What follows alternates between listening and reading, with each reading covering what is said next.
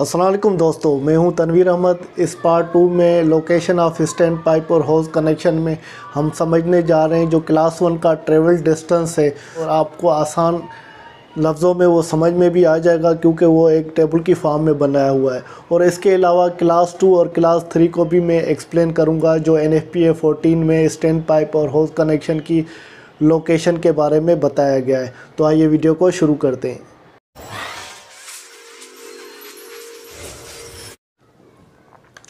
दोस्तों, location of hose connection जो class 1 system है, क्लास 1 में जो स्टैंड पाइप में जो होज कनेक्शन होती है वो 2.5 इंच की होज कनेक्शन होती है। उसमें जो ट्रेवल डिस्टेंस जो क्लास 1 की होज कनेक्शन का बताया गया, उसमें ये एक टेबल NFPA 14 ने बताया है। तो NFPA 14 में पहले कॉलम में टाइप्स ऑफ बिल्डिंग का एक्सप्लेन किया है और दूसरे कॉलम में टाइप्स ऑफ स्प्रिंकलर सिस्टम का बताया है, और कॉलम 3 में types of stand pipe system का बताया, और कॉलम 4 में जो मैक्सिमम डिस्टेंस है होज कनेक्शन से और बिल्डिंग के लेना है तो वो बताया गया है। तो इस कॉलम को हम समझेंगे, क्योंकि इस कॉलम को समझेंगे तो हमें ट्रेवल डिस्टेंस जो क्लास 1 की होज कनेक्शन का बताया गया है वो हमें क्लियर होगा। तो टाइप्स ऑफ बिल्डिंग में सबसे पहले ये बता रहे हैं कि कोई भी बिल्डिंग हो जो एक्सेप्ट पार्किंग गैराज, जो गाड़ियों का पार्किंग गैराज है तो बिल्डिंग उसके अलावा हो, तो उसके लिए ये पॉइंट्स है। सबसे पहला NFPA 13 जो टाइप ऑफ स्प्रिंकलर है, तो NFPA 13 का मतलब है, और दूसरा ये नीचे NFPA 13R, तो इसको समझ लेते हैं। दोस्तों, NFPA 13R जो स्टैंडर्ड है ये इंस्टॉलेशन का स्प्रिंकलर सिस्टम की, तो वो स्प्रिंकलर सिस्टम जो low rise residential building occupancy में यूज होता हो। तो ये NFPA 13 के हम पेज नंबर 11 पे आते हैं, तो उसके बारे में ये लिखा हुआ है। मैं इसको यहाँ पर जूम करता हूँ।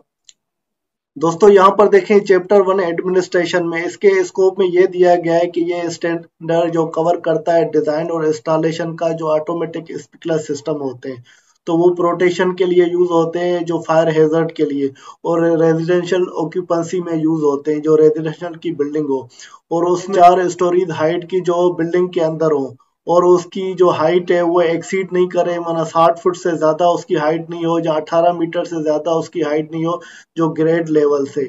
तो ये NFPA 13 में ये चीज क्लियरली बताई गई है रेजिडेंशियल के लिए, और ये इस बिल्डिंग की हाइट 4 फ्लोर हो, या 4 फ्लोर ग्रेड लेवल से, या उसकी हाइट 60 फुट हो या 18 मीटर तो ग्रेड लेवल से, उससे ज्यादा बड़ी होगी तो फिर उसके लिए नहीं।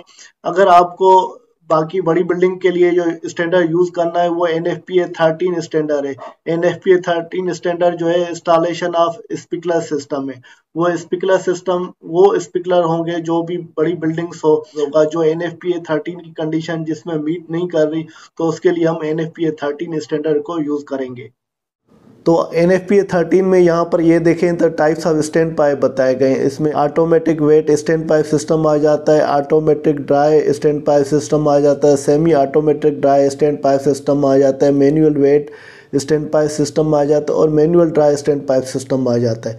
तो ये types of stand pipe system में ऑलरेडी मैंने वीडियो बनाई हुई है, उसकी डिस्क्रिप्शन नीचे लिंक में भी दी गई है, और ये वीडियो आप देखेंगे तो इसमें सारे जो types of stand pipe system है वो मैंने एक्सप्लेन किए, और आसान उर्दू या हिंदी में एक्सप्लेन किए जैसे आपको समझ में आ सके। तो ये टाइप ऑफ स्टैंड पाइप की वीडियो ज़रूर देखिएगा जैसे आपको ये टाइप्स के कॉन्सेप्ट क्लियर हो।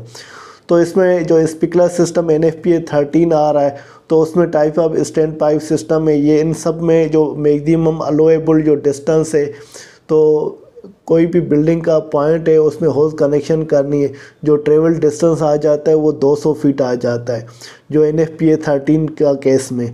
और NFPA 13R, तो NFPA 13R जो बिल्डिंग होगी जो रेजिडेंशियल टाइप की बिल्डिंग होती है और 4 फ्लोर से ज़्यादा की बिल्डिंग नहीं होती, या उसका मैक्सिमम डिस्टेंस जो है 60 फुट होता है, तो ये वाले टाइप्स आ जाते हैं automatic wet, automatic dry, semi automatic dry, manual wet और manual dry stand pipe system. तो इसमें भी ट्रेवल डिस्टेंस 200 बताया गया है। उसके बाद आते हैं पार्शली स्प्रिंकलर का मतलब होता है तो बिल्डिंग में सिर्फ वो एक फ्लोर पे या स्प्रिंकलर लगे हुए हैं, बाकी फ्लोरों पे स्प्रिंकलर नहीं है, या 2 फ्लोरों पे स्प्रिंकलर लगे हुए हैं और दूसरे फ्लोरों पे स्प्रिंकलर नहीं लगे हुए हैं, तो ऐसी बिल्डिंग को हम पार्शली स्प्रिंकलर बिल्डिंग बोलते हैं। तो उसमें जो एक्सेप्ट पार्किंग गैराज की जो बिल्डिंग है और पार्शली स्पिंकलर है और ये वाले जो टाइप्स ऑफ स्टैंड पाइप है, तो उसमें आपको जो ट्रेवल डिस्टेंस होज कनेक्शन का लेना है वो 150 फीट तक लेना है। और नॉन स्पिंकलर हमारी जो बिल्डिंग होगी जो एक्सेप्ट पार्किंग एरिया की होगी, नॉन स्पिंकलर, उसमें स्पिंकलर नहीं लगे हुए हैं, और टाइप ऑफ स्टैंड पाइप में ऑटोमेटिक वेट हो, ऑटोमेटिक ड्राई हो, semi automatic dry, manual wet और मैनुअल ड्राई, तो उसमें ट्रेवल डिस्टेंस जो है 150 फीट आ जाता है। और दूसरी हमारी जो टाइप्स ऑफ बिल्डिंग है और पार्किंग गैराज, तो इसका मतलब है जो बिल्डिंग हमारी बनी हुई है उसमें इंक्लूडिंग पार्किंग गैराज भी है। जैसे हम बेसमेंट भी बनाते हैं उसमें गाड़ियां खड़ी करते हैं, या ग्राउंड फ्लोर से कुछ ऊपर फ्लोर होते हैं उसमें भी हम गाड़ियों की पार्किंग करते हैं, फिर ऊपर रेजिडेंशियल या कमर्शियल बिल्डिंग होती है। तो कहने का मकसद है जो बिल्डिंग है हमारी इंक्लूडिंग पार्किंग गैराज के, तो उसमें अगर हम ट्रेवल डिस्टेंस लेंगे तो NFPA 13 के हिसाब से जो बिल्डिंग होगी तो उसमें स्पिंकलर लगे हुए हैं। जो types of stand pipe, automatic wet stand pipe या ऑटोमेटिक ड्राई या सेमी ऑटोमेटिक ड्राई या manual wet stand pipe system होगा, उसमें ट्रेवल डिस्टेंस आपको 200 लेना है। और NFPA 13 जो कोड है स्पिंकलर का रेजिडेंशियल बिल्डिंग के लिए, और उसमें पार्किंग भी इंक्लूड बिल्डिंग में हो, तो उसमें जो टाइप ऑफ स्टैंड पाइप हो तो उसमें ट्रेवल डिस्टेंस आपको होज कनेक्शन का 200 लेना है। और पार्शली स्पिंकलर हो गए बिल्डिंग और उसमें ये टाइप्स ऑफ स्टैंड पाइप, तो उसमें आपको 150 डिस्टेंस लेना है। और उसके बाद आते नॉट स्पिंकलर, जिसमें स्पिंकलर नहीं हो बिल्डिंग में और पार्किंग भी इंक्लूड हो, तो ये वाले टाइप्स ऑफ स्टैंड पाइप उसमें ट्रेवल डिस्टेंस आपको 150 लेना है। और दूसरी पार्किंग गैराज के बारे में है। पार्किंग गैराज तो स्पिंकलर और नॉट स्पिंकलर, आपकी टाइप ऑफ स्पिंकलर उसमें लगे हो या नहीं लगे हो, और उसमें जो type of stand pipe manually dry हो तो उसमें कुछ पानी नहीं हो, तो उसमें जो ट्रेवल डिस्टेंस आप लेंगे 130 फीट लेंगे। और बाकी डिटेल में ऑलरेडी आपको लोकेशन ऑफ हाउस कनेक्शन में आपको एक्सप्लेन कर चुका हूँ। दोस्तों यहाँ पर location of house connection class 2 system के बारे में, क्लास 2 ऑलरेडी आपको पता है। तो जो हाउस रील होती है या हाउस रेक होता है, उसमें जो हाउस रेक होता है ज़्यादातर उसकी कनेक्शन जो होती है 1.5 इंच की होती है, और हाउस रील होता है तो वो 1 इंच या 0.25 इंच की कनेक्शन होती है। तो ये क्लास 2 वाले सिस्टम में आ जाते हैं। क्लास 2 में सबसे पॉइंट 1 बताया कि हाउस कनेक्शन जो आपको देनी क्लास 2 सिस्टम में वो 1.5 इंच की होगी हाउस स्टेशन। तो हाउस स्टेशन रील भी आ गई, रेक भी आ गई, वो 1.5 इंच की होगी। और ये जो हाउस कनेक्शन या हाउस रील है वो हर जो फ्लोर का लेवल होगा तो वहाँ पर बिल्डिंग में देनी है। और उसका जो ट्रेवल डिस्टेंस आप हाउस रील या हाउस रेक का रखना है तो वो 130 फुट होगा। जैसे ये ट्रेवल डिस्टेंस मैंने ऑलरेडी बताया, जब आपकी हाउस स्टेशन इंस्टॉल हुई है, जो हाउस आपकी होगी वो 100 फुट की होगी, और वो आगे थ्रो जो पानी फेंकेगी वो 30 फुट तक होगा। तो ये ट्रेवल डिस्टेंस पानी और हाउस रील के साथ मिलाकर होता है, वो 130 फुट होगा।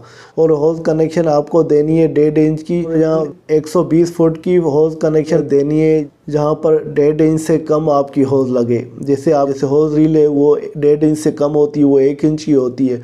तो उस सूरत में आपको जो ट्रेवल डिस्टेंस आपको 120 फुट रखना है, तो वहाँ पर 130 नहीं रखना। 130 रखेंगे जब आपकी हाउस कनेक्शन आपकी 1.5 इंच की हो, जिसे हाउस रेक सिस्टम में 1.5 इंच की कनेक्शन आ जाती है। तो उस सूरत में ट्रेवल जो ये डिस्टेंस होगा वो 130 होगा। अगर 1.5 इंच से कम हो तो वो ट्रेवल डिस्टेंस 120 होगा।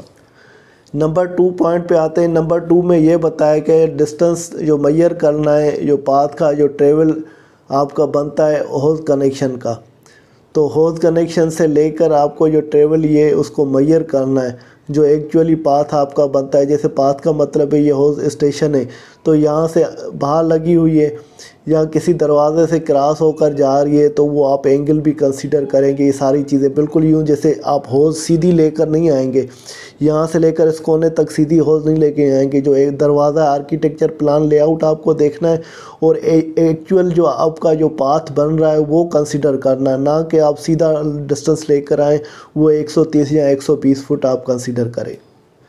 अब आते हैं हाउस जो कनेक्शन है वो क्लास 3। आपको पता है तो क्लास 3 का मतलब वो होता है जिसमें 2.5 इंच की भी हाउस कनेक्शन हो और 1.5 इंच की भी होज रील या होज रेक लगाओ। यहाँ पर देखें ये 2.5 इंच की कनेक्शन लगी हुई है और यहाँ पर 1 इंच की लगी हुई है, तो ये क्लास 3 में आ जाता है। और दूसरी ये फायर होज कैबिनेट है, इसमें भी देखें ये नीचे 2.5 इंच की होज कनेक्शन है और ऊपर ये 1.5 इंच की लगी हुई है। तो ये फायर होज कैबिनेट इस तरह की होगी तो वो क्लास 3 में आ जाएगा। तो यहाँ पर क्लास 3 सिस्टम में ये बताया गया है कि जो क्लास 3 सिस्टम है वो आपको होज कनेक्शन देनी है, तो उसमें क्लास 1 और क्लास 2 दोनों आ जाते हैं। जैसे क्लास 1 का मतलब है 2.5 इंच की होज कनेक्शन, जैसे ये नीचे आपको नज़र आ रही है 2.5 इंच की होज कनेक्शन है, और क्लास 2 देना है। क्लास 2 का मतलब है 1.5 इंच या उससे कम, तो 1.5 इंच की होज रेक सिस्टम भी उसमें लगा हुआ है, या 1 इंच का होज रील सिस्टम भी लगा हुआ है। तो ये दोनों क्लास 2 में आ जाते हैं और ये जो 2.5 इंच की कनेक्शन है ये क्लास 1 में आ जाता है। तो लोकेशन ऑफ होज कनेक्शन इसके हिसाब से आपको दे सकते हैं। और दोस्तों दूसरा ये क्लास 3 में पॉइंट 2 में ये बताया गया है जहाँ भी आपकी बिल्डिंग वो प्रोटेक्टेड हो थ्रू ऑटोमेटिक स्प्रिंकलर सिस्टम में, तो इसका मतलब जो भी आपका स्टैंड पाइप सिस्टम लगा हुआ है तो उसके साथ स्प्रिंकलर भी कनेक्ट हुए हैं, तो जो NFPA 13 या NFPA 13 आ जाता है। तो उस सूरत में जो बिल्डिंग आपकी वो प्रोटेक्टेड हो ऑटोमेटिक स्प्रिंकलर सिस्टम में, तो वहाँ पे क्लास 2 की होज आपको स्टेशन जो देंगे तो वो उसके लिए ट्रेंड पर्सन की ज़रूरत नहीं है।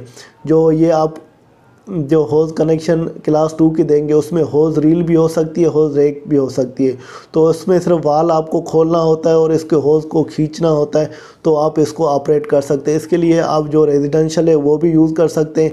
जो आग लग जाती है वो जब तक फायर फाइटिंग के लोग वहाँ पर पहुँचे तो वो रेजिडेंशियल जो आम कोई भी इसको होज रील या होज रेक को यूज़ कर सकता है जो क्लास 2 में आ जाती हैं। तो उसमें यही बताया गया कि 10% की वो रिक्वायर्ड नहीं है, प्रोवाइड उसके लिए नहीं है। जबकि क्लास 1 जो होज कनेक्शन 2.5 इंच की कनेक्शन होगी वो 2.5 इंच के लिए आपको ट्रेंड जो फायर फाइटिंग के लोग हैं वही इसको ऑपरेट कर सकते हैं, उसी को यूज़ कर सकेंगे। मगर जो क्लास 3 है इसमें दोनों कनेक्शन होगी। दोनों कौन सी होगी, तो वो 1.5 इंच की जो होज रील या रेक भी होगी और 2.5 इंच की होज कनेक्शन भी होगी। तो 2.5 इंच बाय 1.5 इंच की आप उसमें लगाएंगे, तो ये आप सेपरेट भी इसको लगा सकते हैं और रिड्यूस कर के भी लगा सकते हैं। फॉर एग्जांपल ये 2.5 इंच की कनेक्शन है तो इसमें रिड्यूसर लगाकर वो आप 1.5 इंच की भी निकाल सकते हैं, या सेपरेट जो स्टैंड पाइप है उसमें भी दे सकते हैं। और इसकी जो कनेक्शन है जैसे यहाँ पर ये 2.5 इंच की कनेक्शन निकली हुई है उसको आपने रिड्यूस करके ये 1 इंच या 1.5 इंच की कनेक्शन किया हुआ है, इस सूरत में भी लगा सकते हैं। या इसकी तरह ये जुदा जुदा भी आप कनेक्शन लगा सकते हैं, दोनों की यहाँ पर इजाज़त दी हुई है।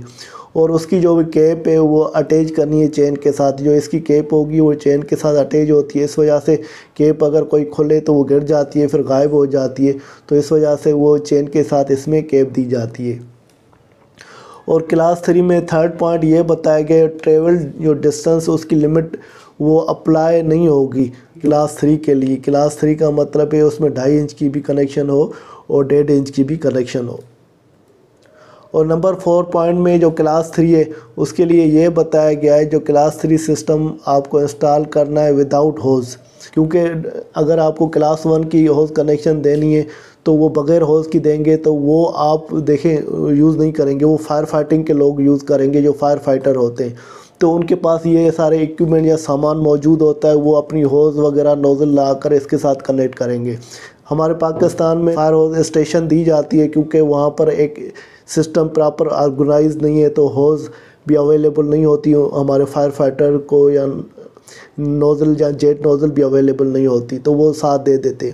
मगर बाहर मुल्क कंट्रीज़ में, अमेरिका में या यूरोपियन कंट्रीज़ में इसमें जो क्लास 1 में होज़ कनेक्शन सिर्फ दी जाती है और होज़ रील और नोज़ल वगैरह नहीं दी जाती, वो फायर फाइटिंग वाले खुद ही ले आते हैं। तो इसका यही मकसद बताया गया है कि उसमें जो क्लास 3 है उसमें होज़ वगैरह नहीं देनी है और फ्लो प्रेशर जो भी चेक करना है तो वो फायर फाइटिंग के लोग जो प्रोटेक्शन वाले तो वो सारा करेंगे। और जो अगर आपके ऑटोमेटिक स्प्रिंकलर सिस्टम के साथ कनेक्ट हुआ है। दोस्तों उम्मीद है कि ये मेरी वीडियो आपको पसंद आई होगी। अगर फिर भी कोई भी आपको सवाल है या कन्फ्यूजन है आप कमेंट के फॉर्म में पूछ सकते हैं। अगर वीडियो आपने लाइक नहीं किए तो वीडियो को ज़रूर लाइक कीजिएगा। अगर अभी तक चैनल सब्सक्राइब नहीं किया है तो चैनल को ज़रूर सब्सक्राइब कीजिएगा, जैसे आपके साथ ये टेक्निकल वीडियो शेयर करता रहूँ। इसके साथ तनवीर अहमद को इजाज़त दीजिए। अल्लाह हाफिज़।